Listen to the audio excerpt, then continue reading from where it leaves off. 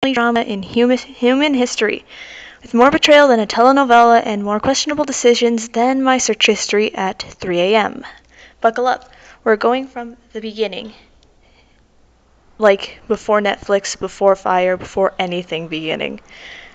The primordial gods. So, first there was chaos. Not like my bedroom on laundry day, but literally the void. An empty cosmic abyss. So basically, Monday mornings. Out of chaos came the primordial gods, the first beings. Not human, not humanoid, just giant walking metaphors of the embodied fundamental forces of the universe. Let me introduce the squad. Gaia, Mother Earth herself, self-made queen, invented feminism by existing. Uranus, Sky, big blue guy who becomes a problem. Tartarus, not tartar sauce. There's a difference. The Abyss, basically Greek hell but scarier and with worse Yelp reviews. Eros, love, the let's make things more complicated button. Nyx, knight who arrives like I'm elegant, mysterious, and absolutely not here to mess around. Ebius, darkness, Nyx's gloomy partner in cosmic crime. From Nyx and Ebius came Ether, the fancy upper air, and Hemera, daytime, sunshine, and being too bright at 6 a.m. From Gaia alone came Pontus, the sea, because Earth looked around and said, everything's dry. I'm fixing that.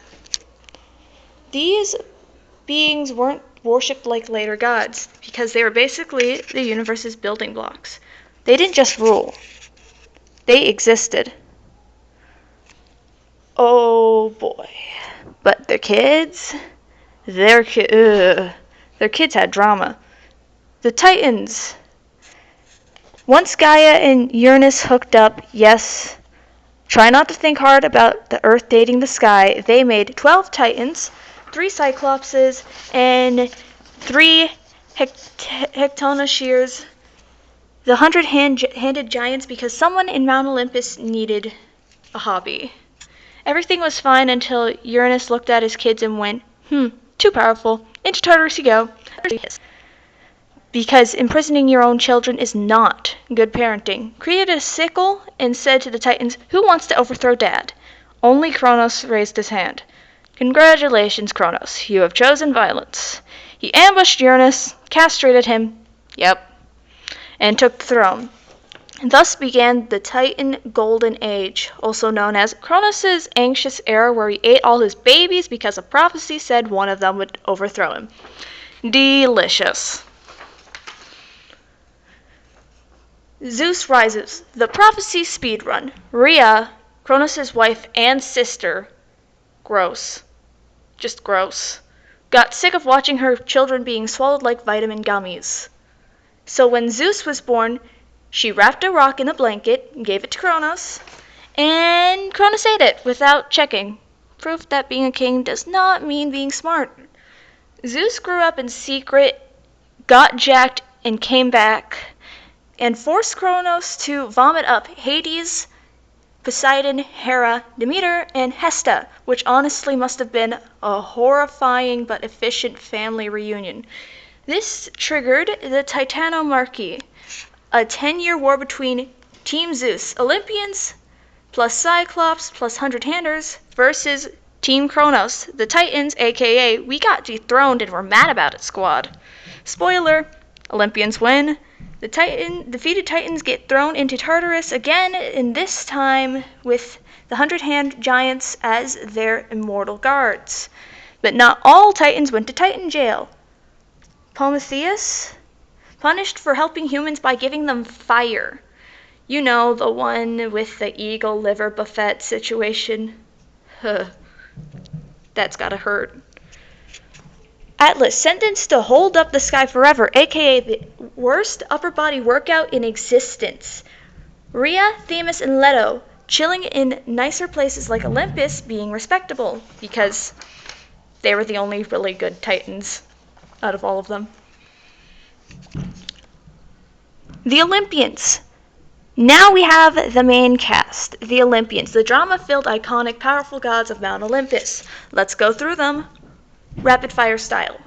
Zeus, CEO of lightning, professional cheater, king of gods. Hera, queen of gods, goddess of marriage, Zeus's sister, yuck. Knows Zeus is cheating and will fight every woman in existence except the man who's actually causing the problem. Poseidon, sea god, invented earthquakes and horses. Why? Don't ask me. Hades, god of the underworld. Not evil, just goth and done with everybody's nonsense. Demeter, goddess of agriculture. Once froze the entire world out of spite when her daughter was kidnapped. Iconic behavior. Athena, goddess of wisdom. Sprang fully grown out of Zeus's forehead like, "Hi, Dad, I'm smarter than you." Apollo, god of music, light, and prophecy. Radiant overachiever, would 100% make a Spotify playlist for every mood. Artemis, goddess of the hunt, protective big sister energy, will absolutely turn you into a deer if you look at her wrong. Ares, god of war, the embodiment of punch first, ask later. Hephaestus, god of fire and blacksmith, makes all weapons, married Aphrodite because Zeus thought was a good idea for some reason. Why? Aphrodite, love and beauty incarnated, 90% the reason why Greek stories even happen. Hermes, messenger, god of travelers, thieves, and I can talk myself out of trouble. Dionysus, god of wines and parties, the only Olympian who understands fun. Hesta, goddess of hearth, sweetest, calmest goddess. She minds her business and avoids all the drama. The smartest one, honestly. And that is the entire Greek family gods, Greek family tree of Greek gods.